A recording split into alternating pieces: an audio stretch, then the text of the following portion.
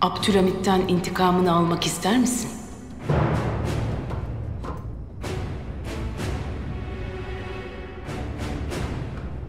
Babanı Abdülhamit öldürttü.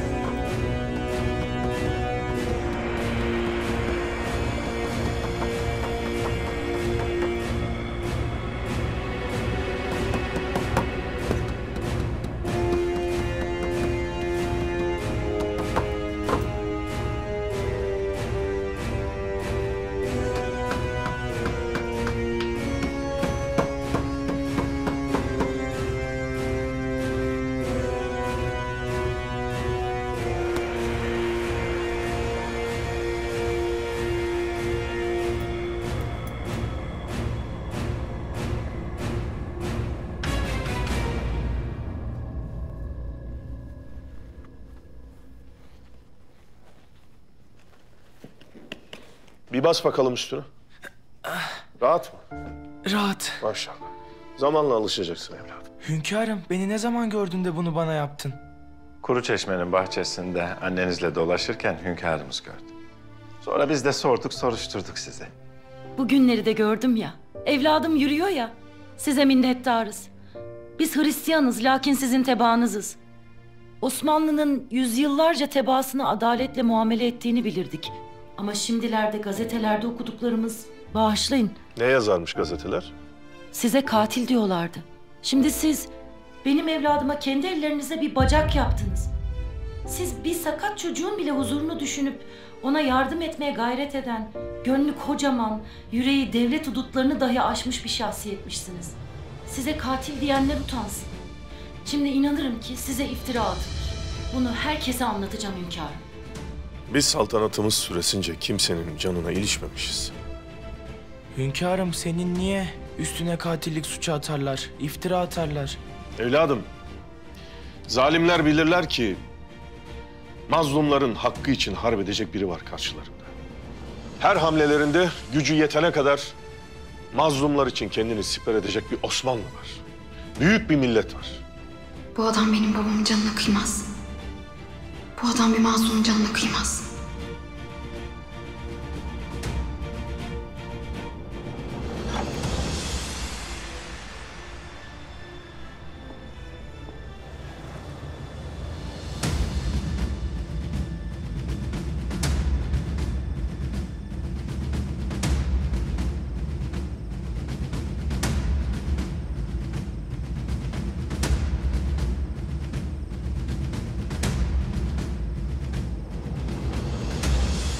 Gönlümün nuru,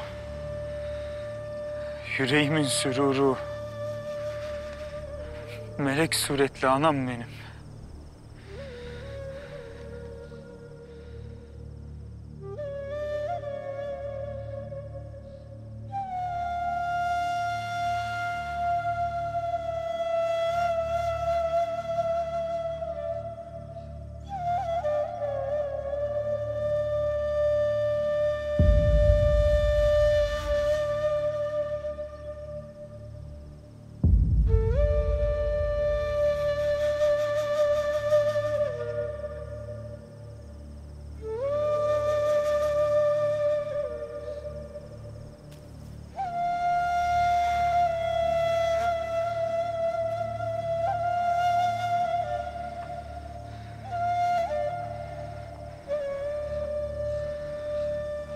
Eğer biz seni vefat ettirip onların arasından alıp götürsek bile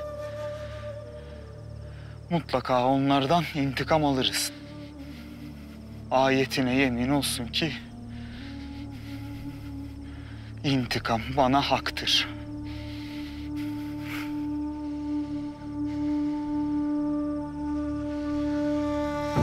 Sara Hanım gözlerinizi açınız ve bizi bahtiyar ediniz. Sara Hanım rica ederim Sara Hanım. Telaş etmeyin, iyiyim, iyi.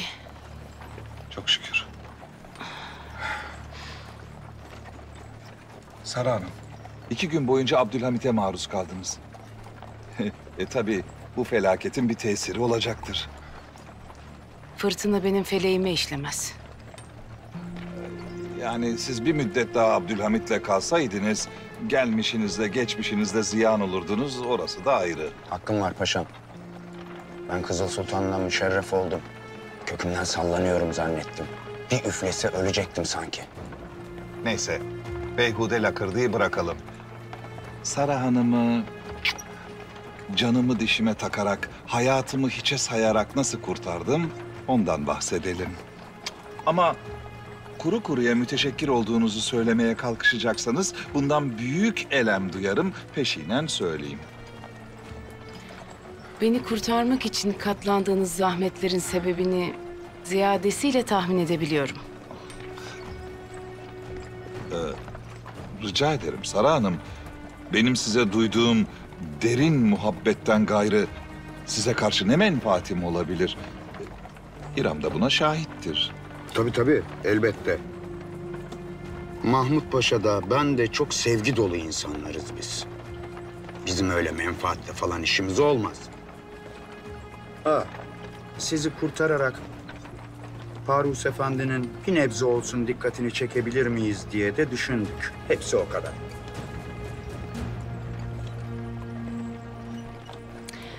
İkiniz de iyi iş yaptınız.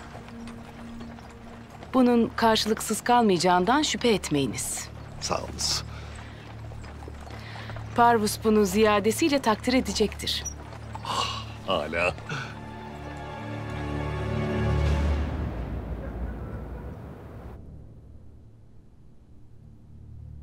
Herkes dışarı çıksın.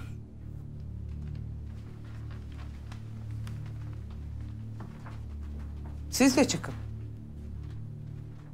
Ve beni salonda bekleyin.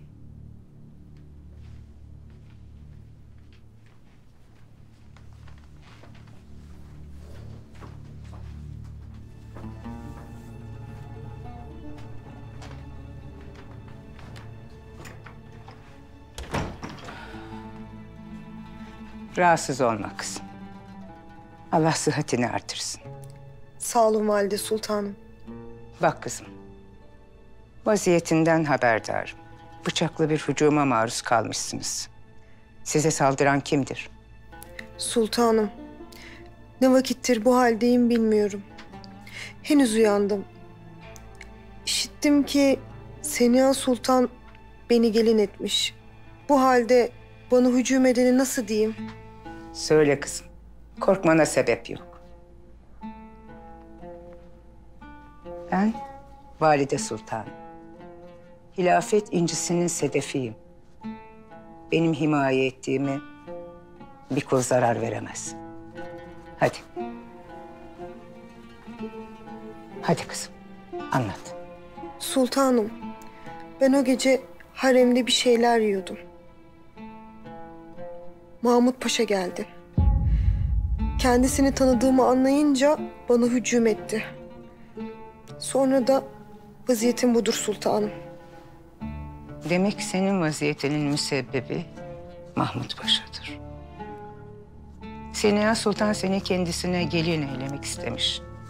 Ki zevcinin ismini vermeyesin diye. Bidar Sultan da himayesine almış ki uyandığında kimin ismini isterse onu veresin diye.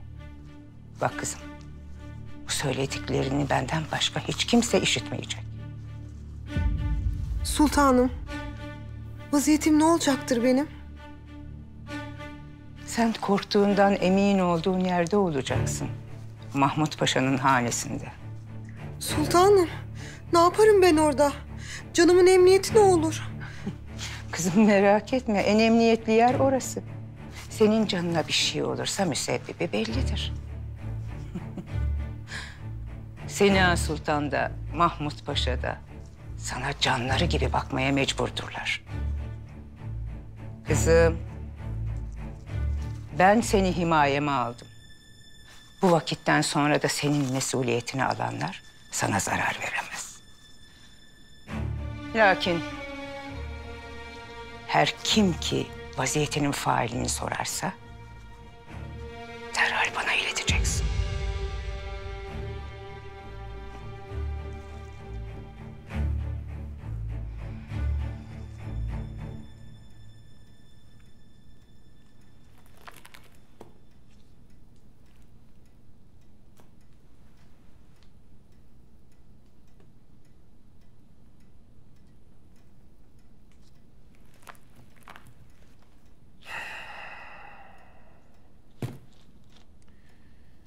"30 yıl evvel sırladık paşa.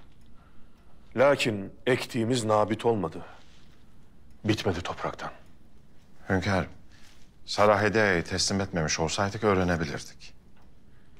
Gene öğreniriz paşa. Merak buyurma. Hünkârım, Ömer kardeşimizden bir havadis gelmiş. Gelsin.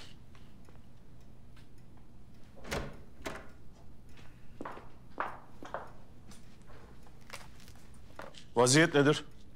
Hünkârım, emir olduğu üzere Ömer Efendi tek başına takasa gitti. Biz bir vakit bekledik. Lakin gelen olmadı. Sonra biz de peşinden gittik. Ömer Efendi Sara Hanım'ı vermiş. Lakin Hürrem Alçağı Ömer'in validesini öldürmüş hünkârım.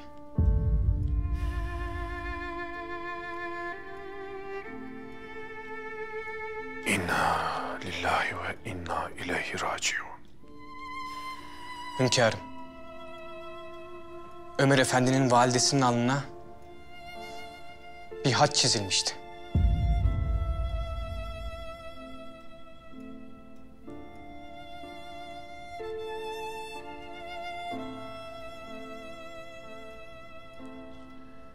Ömer Efendi'nin etrafında olun. Hünkârım, Ömer evladımızı çağırıp bir konuşsak, delikanlıdır, yanlış bir iş yapmaz. Paşa, Ömer artık kurulmuş bir ok gibidir. Önüne geçemeyiz. İnşallah biz zindanda buluşmayız. Af buyurun hünkârım. O artık kendini intikam yayına teslim etmiştir. Yay gerilmiştir paşa. Ok fırlayacak. Biz yayı kessek ok zayi olur. Ok fırlayacak.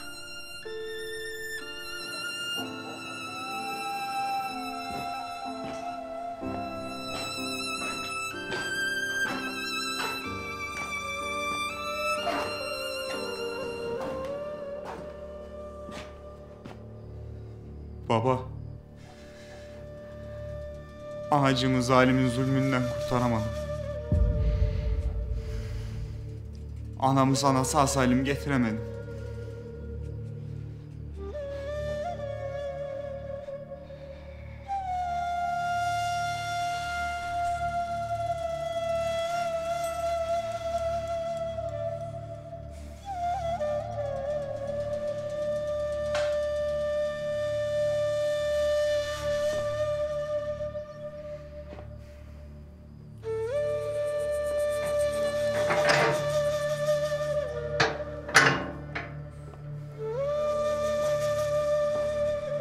Odu kesmem lazım. Su kaynayacak. Bu cihanın kirinden, tozundan temizleyeceğiz Asiye'mi.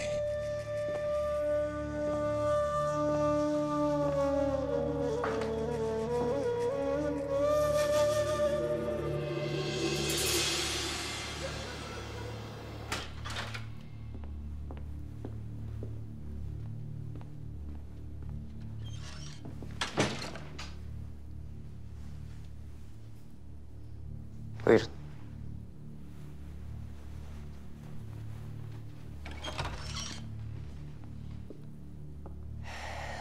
Sultanım,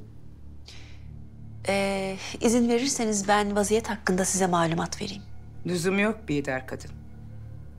Vaziyete hakimim. Kızımız acaba kendisine hücum edenin kim olduğunu söyledi mi sultanım? Hayır. Bu aralar harem çok karanlıkmış. Kim olduğunu görmemiş kızımız.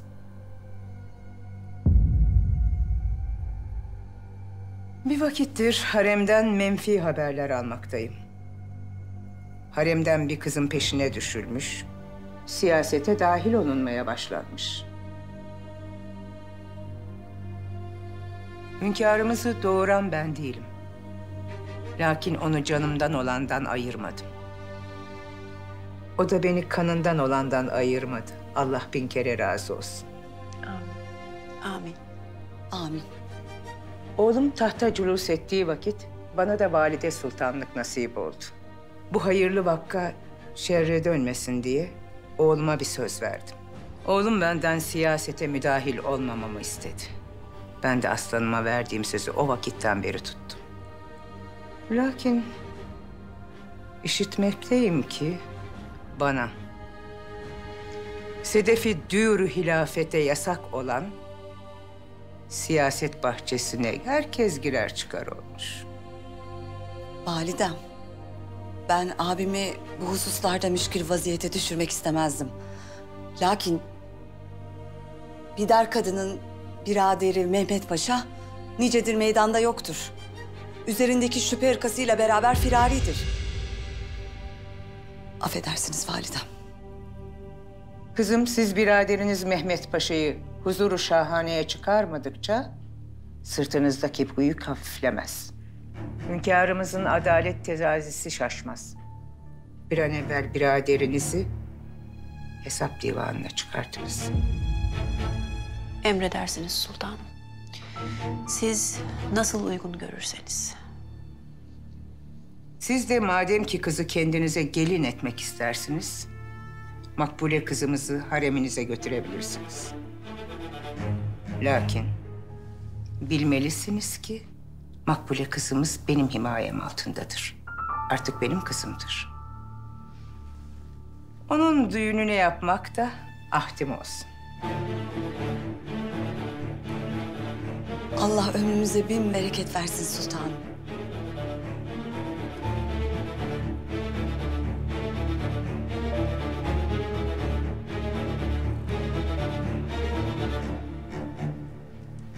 Siz kalın kızım.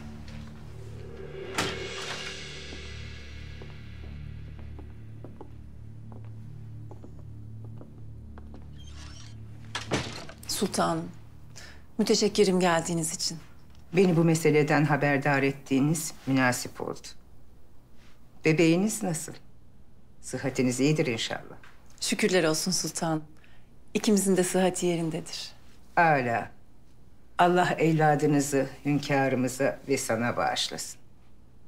Amin sultanım.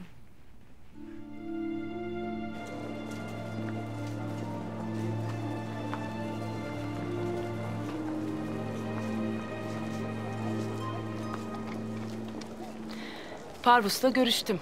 Merakımızı def ediniz Sara Hanım. İngiliz sömürge nazırlığının müsteşarı payitahta geliyormuş.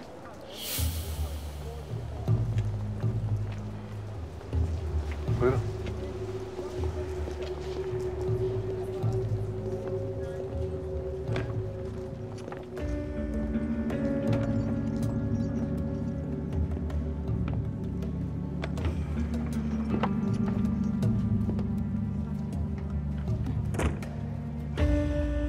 İngiliz sömürge müsteşarı nazırının bu vakitsiz sebebi ziyaretinin nedeni nedir acaba? Nihai karar alınmış. Osmanlı bundan böyle İngiliz sömürgesi olacak. Bu tarihten sonra Osmanlı'nın asıl çöküşünü izleyeceğiz paşam. Buna sevineceğimi zannetmiyorsunuz değil mi? Ama Parvus'ta da sizin için pazarlık yaptım. Sizin için ondan aldığım ödül çok büyük. Neymiş?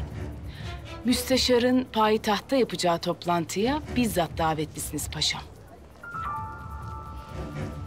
Bu toplantıya ben hangi sıfatla davetliyim? Osmanlı'nın yeni İngiliz valisi oluyorsunuz paşam. Lakin Siz kendinize kral diyebilirsiniz. Osmanlı'nın yeni kralı. Bakın. Siz kral olunca oğlunuz Sabahattin de tabii olarak prens oluyor. Ben kral, oğlumsa bir prens. Arabacı.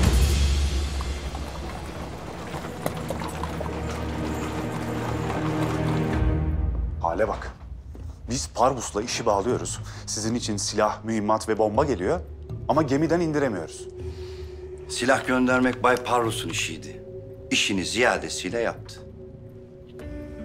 Gelen silahları kullanmak da benim vazifem.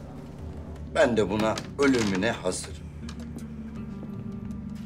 Lakin limandaki silahları almak da sizin vazifeniz Bay Ersul. Silah yoksa tetiği çekecek adam ne yapsın? Hiç merak etme. O silahları almak için limanı çökertmem gerekiyorsa çökerteceğim. Ve benim olanı alacağım. Siz benden haber bekleyin.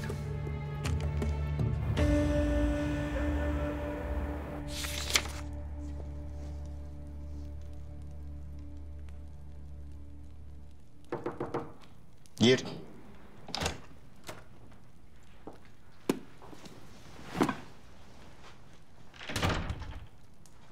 Buyur Hasan.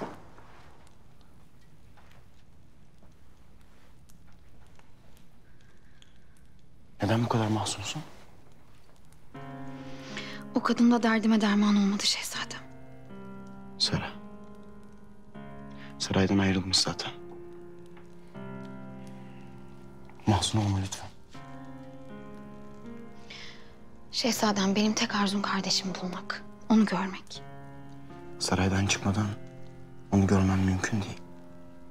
Ben de bunun için size geldim. Bana yardım edin şehzadem. Beni bu saraydan çıkarın. Kardeşimi bulayım. Lütfen. Seni mesut etmek için her şeyi yaparım Hasan. Ama şimdi gidiniz. Vakit epey geçtir. Ben yarın bir hal çaresini bulacağım. Size minnettarım şehzadem.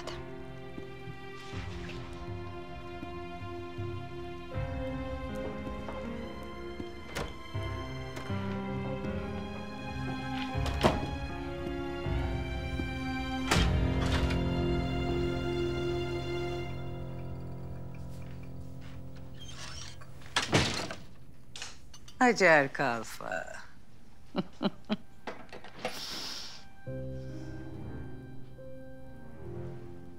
Hadisenin faili Mahmut Paşa'ymış. Sultanım ne yapmak icap eder? Hünkârımızı haberdar etmek gerekmez mi? Ben bu meseleyi münasip bir yolla halledeceğim. Aslanımın yüreği yumuşaktır. Fitne ateşini körüklememeliyiz. Lüzumsuz meselelerle hükümdarımızın zihnini meşgul etmeyelim. Sultanımız münasibini bilir. Seniha Sultan da Mahmut Paşa da bu sarayda İkbal'le felaketin kol kola gezdiğini unutmuşlar. Ama ben onları hatırlatacağım. Valide Sultanım, hünkârımız teşrif ettiler.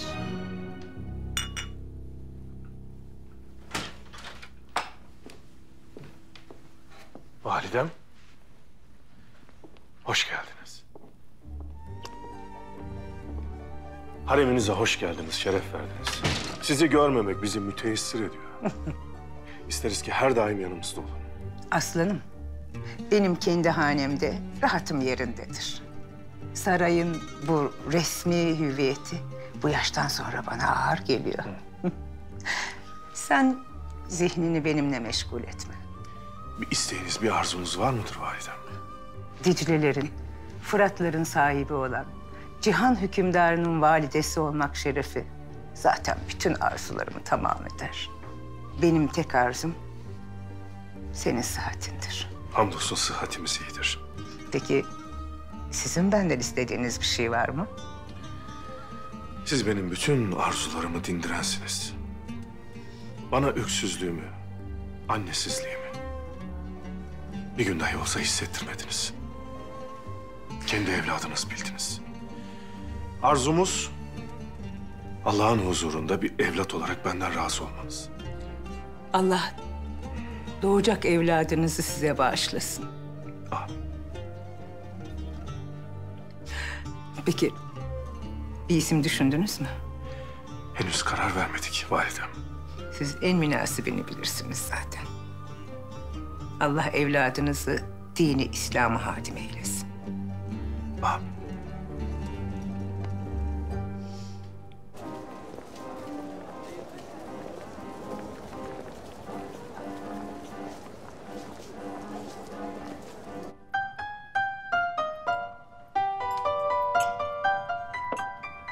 Silahlar geldi, gemide hazır bekliyorlar. Lakin onları gemiden indiremiyoruz. Olacak iş değil. Acilen bir hal çaresine bakmamız lazım. Sizin Parvus'tan bu silahları isteyişinizdeki maksat neydi? Sarayı kurtarmak için. Payitahtı yakma pahasına. Evet ama görüyorsunuz ki sarayı biz kurtardık. Hem de bin bir türlü meşakkatle. Senin derdin ne ki limandaki silahları duyunca barut gibi ateşlendin? İkimizin de borsada kaybı malum. Şu an silahlar geldi. Ermeniler hazırda bekliyorlar. Osmanlı Bankası'na baskın verip dünyaya seslerini duyurmak için. Biz neden arada kaybettiklerimizi kazanmayalım? Benim gördüğüm kadarıyla siz sadece Sara Hanım'ı kurtarmak için değil, aynı zamanda bir soygunu da tertip etmişsiniz. Hayal gücünüze hayranım. Herzl timsah gibidir. Sadece eti için değil de kemiği için de avın üzerine atılır. Şakanın sırası değil. Telaşlanmanıza gerek yok Bay Herzl. Müşkülünüzü hallederiz. Bu harikulade olur paşam. Sizden başka bir ricam daha vardı. Şu bankanın kasa müdürünü ayarlayacaktınız. Hallederiz. Onu da hallederiz.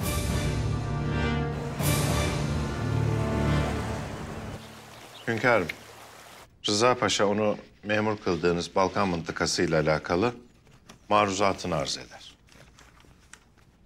Balkanlardaki Müslümanlarla bağları ihya edecek tedbirler düşünür. Üsküp esnafının ticari hacmi düşmüş. Bu hususta Arap milletleriyle bir alaka tesis edilip ticaretin her iki mıntıka arasında geliştirilmesini teklif ediyor.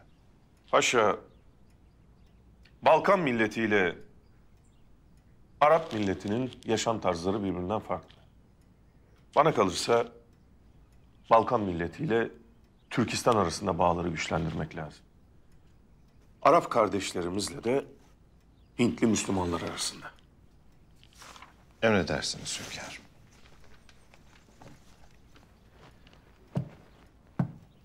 Hünkârım, İngiliz müstemleke nezaretinin müsteşarı payitahta gelmiş.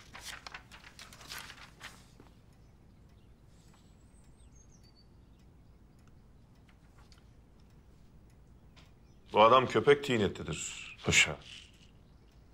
Kovalarsan kaçar, kaçarsan kovalar. Kovalayacağız ki kaçsınlar. Kovalayalım mı hünkârım? İti itle kovalayacağız paşa.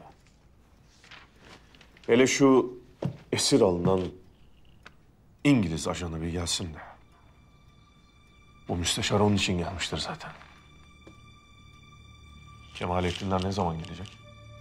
Yakında vasıta olurlar hünkârım. Hala.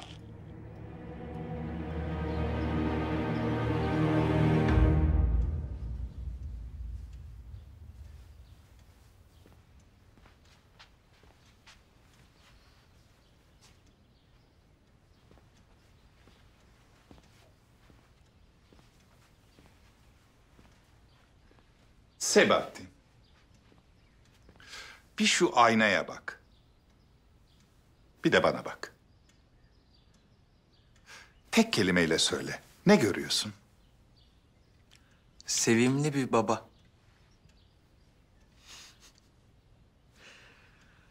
Osmanlı'nın en hür ve en kudretli paşasını görüyorum pederim.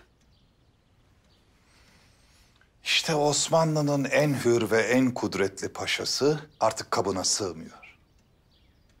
Pek yakında hudutları geçeceğim ve kral olacağım. Ne diyorsun pederim? Ne kralı? Evladım, Osmanlı artık Avrupa'nın kanatları altında ilerlemek zorundadır. Osmanlı Devleti'nin başka bir istikbali yoktur. Sen ne diyorsun pederim? Biz hürriyet için yola çıkmadık mı? Sen şimdi kalkmış kral olmaktan, Osmanlı'yı da sömürge etmekten bahsediyorsun. Sebahattin, Avrupa sömürge sayesinde ayakları üzerinde durur. Bir eliyle dünyanın zenginliklerini alır, diğer eliyle de hürriyet ve medeniyet sunar. Ticaret bu.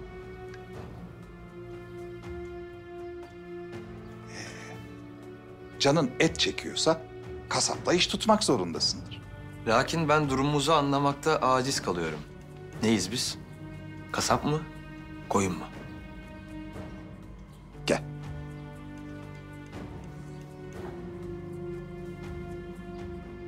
İyice bir bak.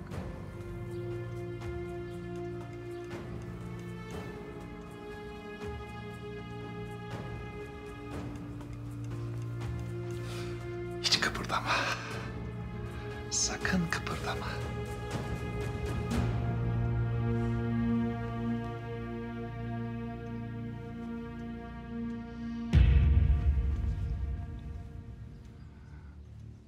Sebahattin. Ben sana baktığım zaman avam birini görmüyorum. Ben sana baktığım zaman bir köylü de görmüyorum. Ben sana baktığım zaman bulgur soğan kokan birini de görmüyorum. Ben yalnızca bir hürriyet aşığıyım. Doğru. Ben sana baktığım zaman Avrupa aşkıyla yanan bir genç görüyorum. Ben sana baktığım zaman romantik bir asilzade görüyorum. Ve ben sana baktığım zaman Sebahattin, hürriyet aşkıyla yanan birini görüyorum. Ve ben sana baktığım zaman Sebahattin, göz kamaştıran bir prens görüyorum.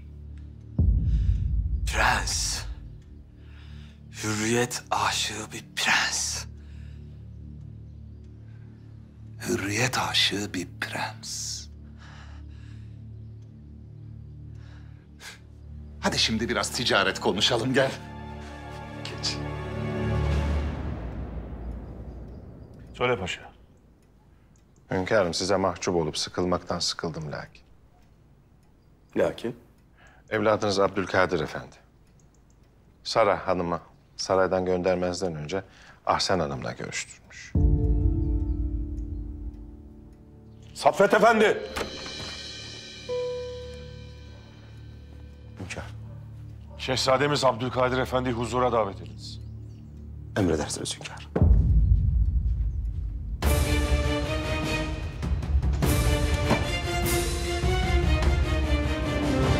Gümrükte yüklü miktarda kumaş rehin kalmış.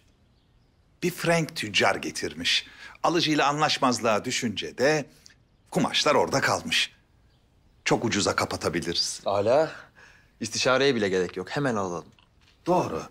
Hemen almak gerekir. Lakin ben istiyorum ki Şehzademiz Abdülkadir de bu işe ortak olsun. 3-5 kuruş o da kazansın. Ne de olsa dayı oğlun. Prensinle oynama kralım. İşin mahiyetini dök bakalım. Sebahattin, hakikaten benim oğlumsun. Pekala. İşin mahiyeti şu. Kumaşların altında silah var. Lakin silahları gümrükten geçirebilmek için şehzade gibi bir ortağa ihtiyaç var. Doğru. Ben diyorum ki Şehzade Abdülkadir'in nüfuzunu kullanarak silahları gümrükten geçirelim. Abdülkadir de bu işten birazcık kâr etsin. Silahları alınca da hürriyet sevdalısı anarşistlere verelim. Onlar payitahtta kargaşa çıkarsın. Biz de sultanı kızıla boyayalım. Ala. Bana yine saray yolu gözüktü. Selametle gidiniz prensim. Baş üstüne kralım.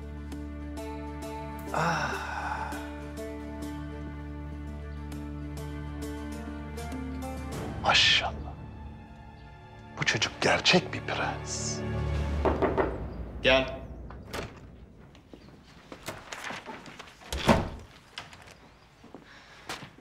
Şehzadem söz vermiştiniz. Kardeşimi bulmam için bana yardım edecektiniz. Elbette edeceğim.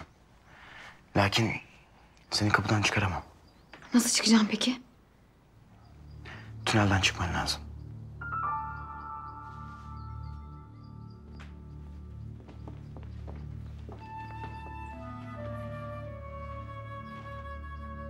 Kalfa kızın bıçaklanma hadisesinden sonra tünellere gizli bir geçit yaptırdım.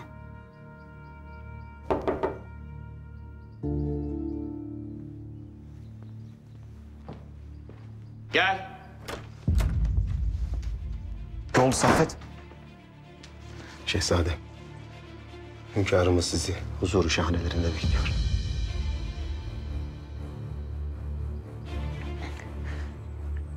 Çıkabilirsin Saffet.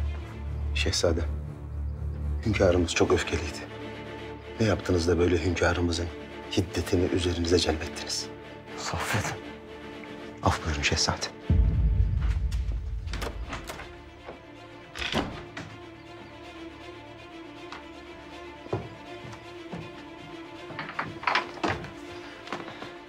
Beni burada bekleyin. Mümkün olduğunca çabuk geleceğim.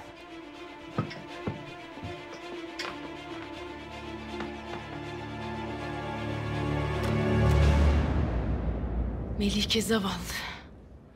O pis sarayda Kızıl Sultan'ın insanın yüreğini ağzına getiren zalim nazarları altında eriyip gidiyor. Bütün hissiyat ve fikriyatımla dumura uğradım Sara. Melike sarayda esir.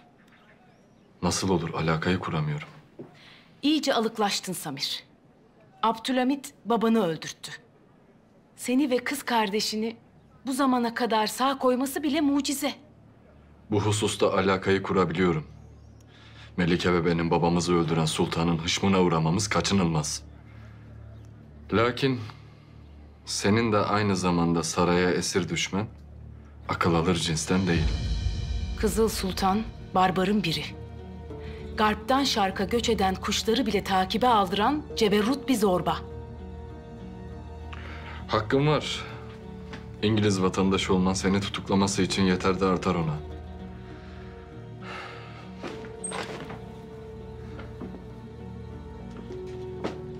Bu kan emici zalime mürekkep, kalem, kelam işlemiyor. Umudum kuruyor her geçen gün Sara.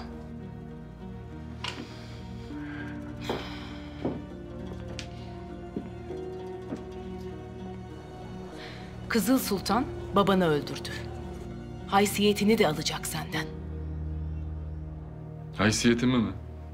Bütün bu ölümlere, kasıp kavurmaya karşı sadece masa başında oturup yazı yazarsan haysiyetini de koruyamazsın. Başka ne yapabilirim ki? Lüzum ederse bileğini kullanacaksın. Çünkü yüreğinde haysiyeti kalmayanın edeceği kelamın da haysiyeti olamaz. Sara, bu ne böyle? Ne oldu?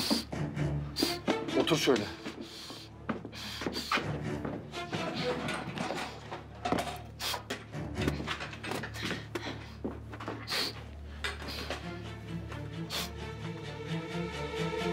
Telaş etme.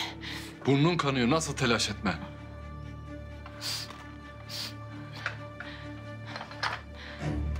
Hoyrat, vahşi, azgın bir kurt senin ve Melike'nin üzerine geliyor. Benim burnumdan akan 2 damla kanın lafı mı olur?